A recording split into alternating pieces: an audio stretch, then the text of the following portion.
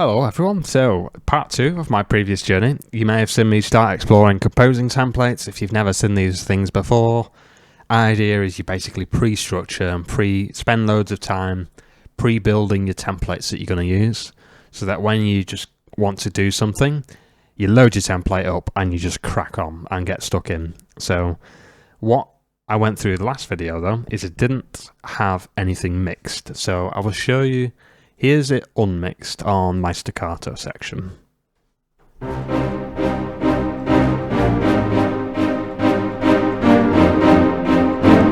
It's me just playing some notes that you can't currently see because my camera's dead, apologies. But sounds great, right? What I'm going to do in this video is I'm going to talk through the process of how do I mix that? How do I set it up in a place to be mixed in the first place? How do I mix it? And then what's driving my decision making. So let's get stuck into that. So again, a bit like the previous video, I've not got keyboard cam looking down, but I do have a lovely little chord watch thing here so you can see what I'm playing. And first thing we're going to look at, a bit like the last video, is I'm going to just focus on the staccato section. Now, here is my mixing window. Nothing is touched except the stereo out, the master bus.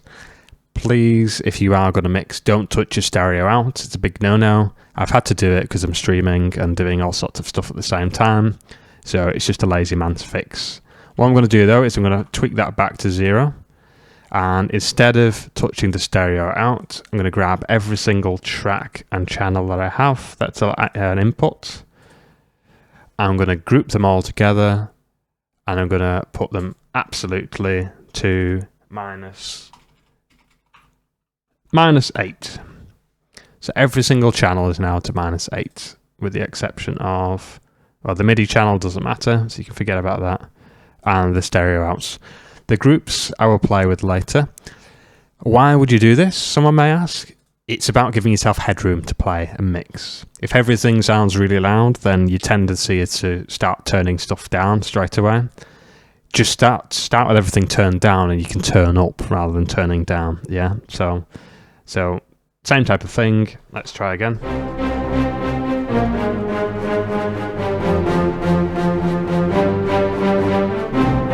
Still plenty of volume there. Okay.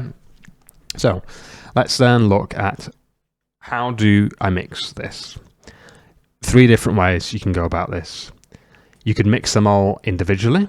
So if I just get rid of all this other I'm going to move the rhythm section to the top there, so it's just all there. So I'm either going to mix it all together, or I'm going to individually hone in each one, and then do a bit of parallel mixing, so mixing it individually and then a group. Or you can do a combination of that plus some other things. So I will show you what I will do. I'm going to just very quickly record something in. I really don't care if it's in time or anything. Just want to get something in to work with for actually mixing. Grab my folder. If you've not already made a folder with all your stuff in, or a group, please do. I can get rid of that click in a sec. Just get rid of it, and I'm just going to play.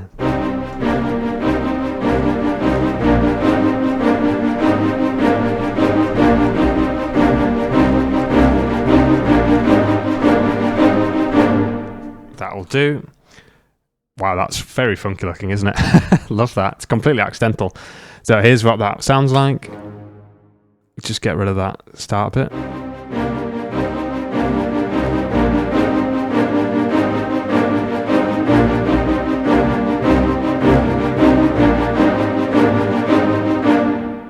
And what I want to do is, this is all MIDI. I can and will put live audio in as well, but that's going to be a bit more complicated and for another video.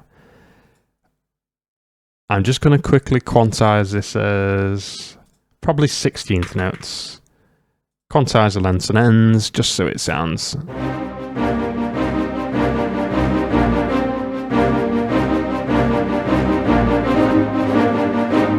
Maybe I won't actually, I'll keep it unquantized.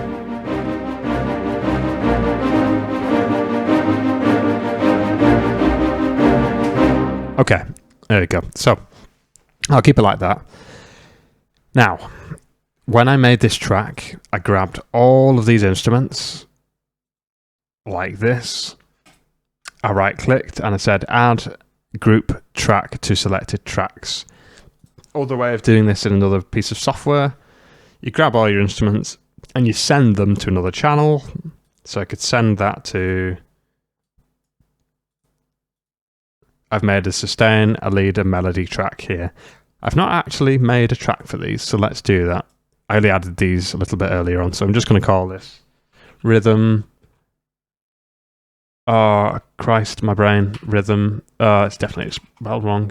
RYHTHM. It's definitely not. Sorry, I'm just having a brain fart. RYHTYM. Let's go with that. It's definitely wrong. And stack section. Sorry, I have to say, it's one of those words I look at it and I go, what? What on earth? RHYTHM. Definitely spelled that wrong. Sorry. You're definitely not English first language. Promise. RHYTHM. Thank you for anyone who laughed at how ridiculous that is. And there we go. So I can now put that in a group track. And so what will happen is anytime those play now, if I go all the way along,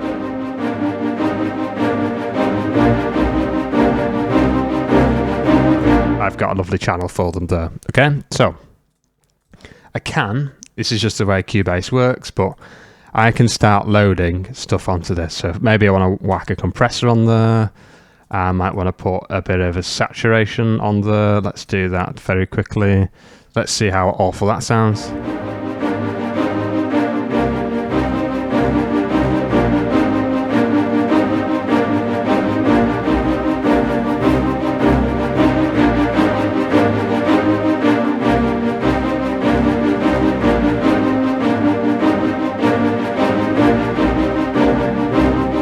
Very subtle. If I'm doing stuff on a group track like this, it's always subtle stuff because you'll destroy your mix very quickly. You wouldn't start with a group normally, but just for demonstration purposes. So what I'm going to do is I'm going to let that play, and I'm going to start panning stuff and maybe doing a bit of rebalancing. So the panning, I'm just going to do it quite extreme because there's a lot of elements and instruments, so I can afford to get quite wild with it.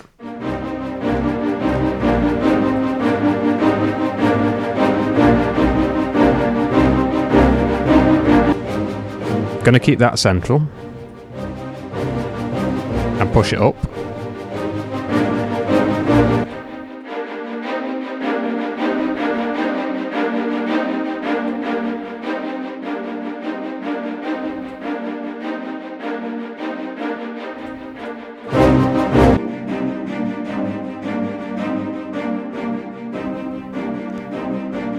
I'm going to do these about 70%.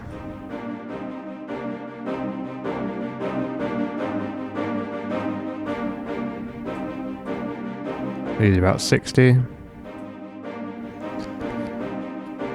Now the bass stuff I'm going to try and keep central.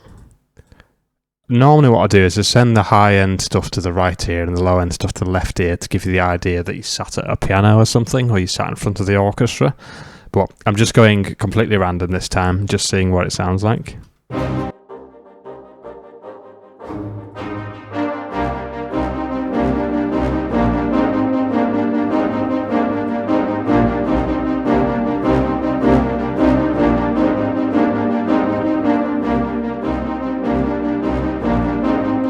Okay, so let's see what that sounds like now.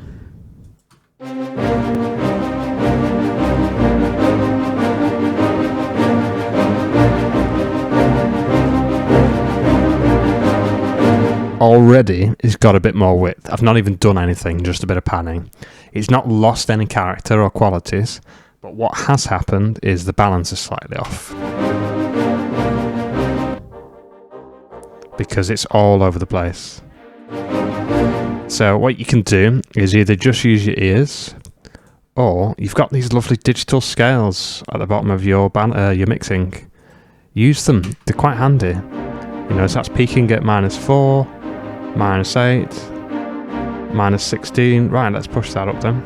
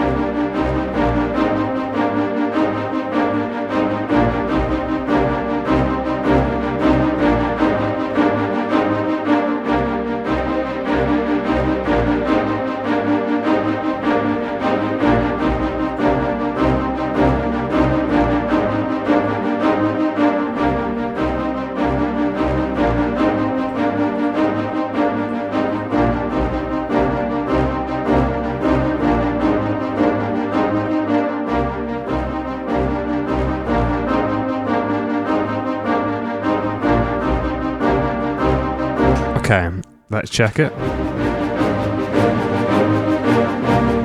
Now, some of these instruments won't trigger because they're not high enough pitch. This is then phase 3. I'm going to start moving stuff about now. So this is going to go up 2 octaves. I'm going to move all the rest of the woodwind stuff up by 1 octave. Yeah. And then I'm going to grab swap these 2 around. I'm going to move one of them up by 1. Well, both of them up by 1. And I'm going to grab the trumpets and move them up by 1 as well. Let's see how that sounds.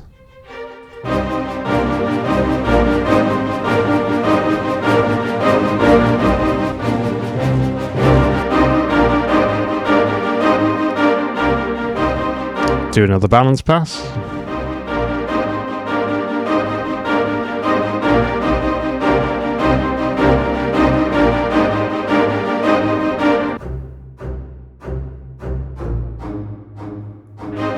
That's supposed to be some staccato horns. Does not sound like horns in the slightest. Nope, thought it wasn't. Okay, let's try that again.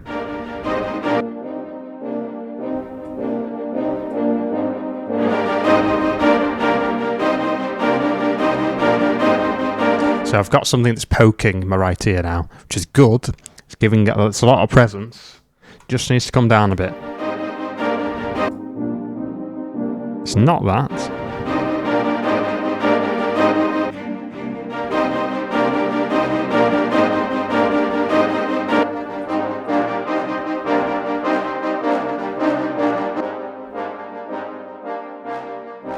It's my left ear, not my right ear. Guess I got my headphones on the wrong way around. This happens.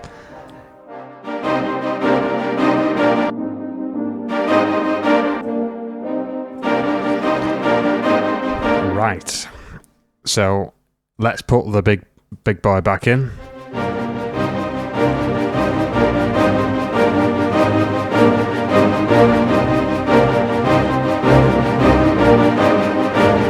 Lots going on there, yeah? Okay, so how do we then take this to the next level? This is where EQ comes in. And again, depending on how you group and how you mix these things, normally you keep the bottom end stuff, you take some top end off, and for then the low end bits, let's try this again. For the top end bits, like cellos, violins, cellos is a strange one, but violins, just going to do a bit of a high pass. That's all I'm going to do. Just do some high passing on it. Really basic, I'm not going to go absolutely wild on it. Just do some high passing, so that if we run a compressor on the group channel, there's no information that's going in that compressor and doing anything funky with it. Now, some of the trumpets, that's fine. Take some low end out of that. You see how there's this here? There's no information in there at all. Now on this, because it's a tenor trombone, there's a lot more information there. There's no harm in trimming it, but you don't hear this, you feel it in speakers and subs and things. So it's still good to try and trim if you don't need it, because you're just going to get this kind of awful rumble sound on some of them. You know, unless you've got a proper sub. And we're talking like, you know, at least probably 7-inch cone on your main speakers. If you've got something that 4-inch, 5-inch, you're not really going to get the proper sound projection. It's even true for headphones to a degree. But anyway, I digress. Now, what I can do, and I think I will do for this, is I'm going to actually group the BBC stuff together. Because the BBC stuff is great. BBC stack. However, it has a fundamental flaw, which is the way it was recorded. It is very... how how do you describe it? It's got lots of mid and like transient stuff that I don't really want. So it all has the same problem because of how it was made, which is fine. It's not necessarily a problem. It's just something I'm going to probably put another 40-something instruments in this mix. So something's got to go.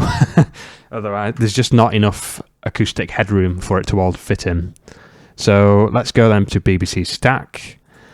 I could just use the basic EQ here. I've got FabFilter one. I'm just going to use the inbuilt one here, which is Frequency. Lovely software. And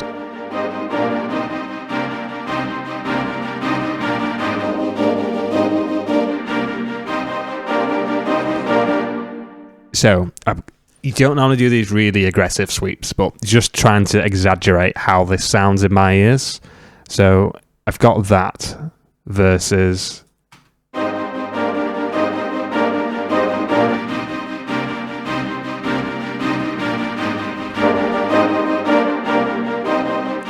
this like not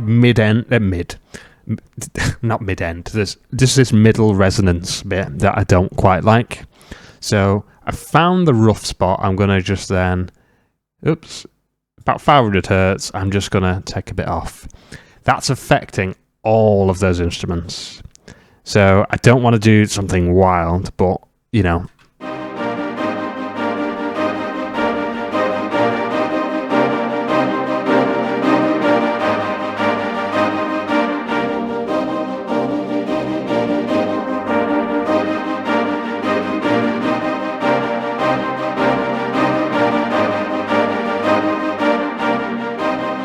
that will do. I could put a bit of a low pass on there as well.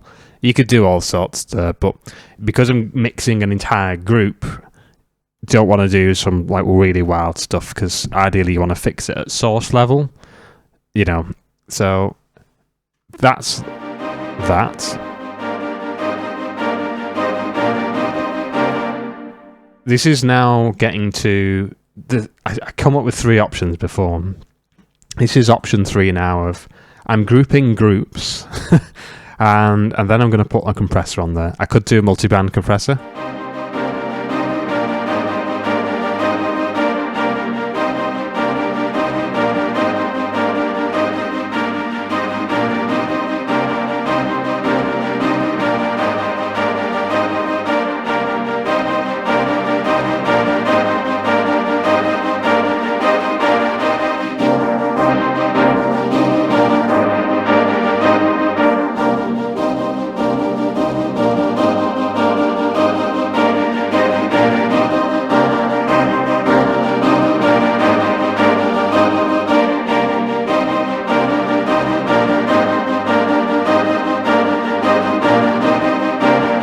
Do you hear how it phases when you do that sweep? It's both an effect and also an artifact of doing that. So a lot of people don't recommend doing like the sweep technique, but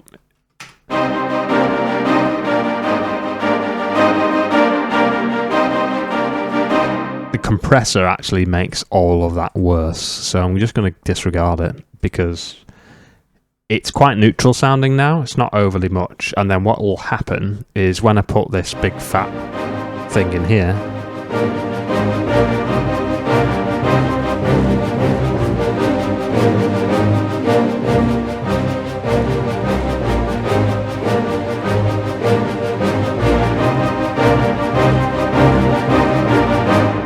I'm going to then add this third layer, which is very quiet. I need to put a compressor on that.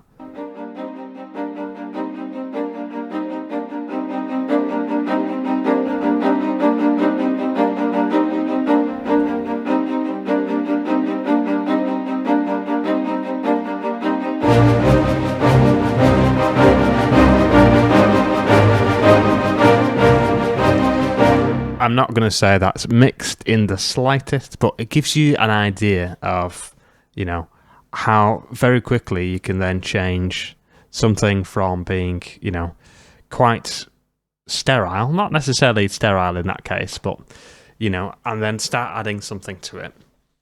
So if I really wanted to, I could then start treating my other bus where I've got all the strings then, as some type of like stem or like semi master bus for those strings. So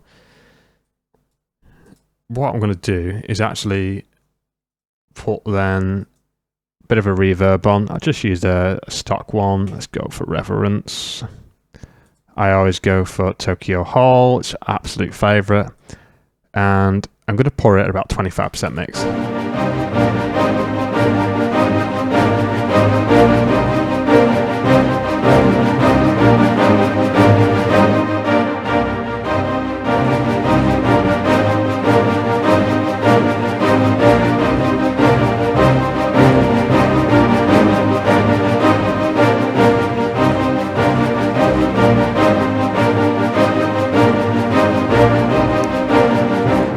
Okay, so that's that. Anyway, gone on far too long for that video, so thanks for watching.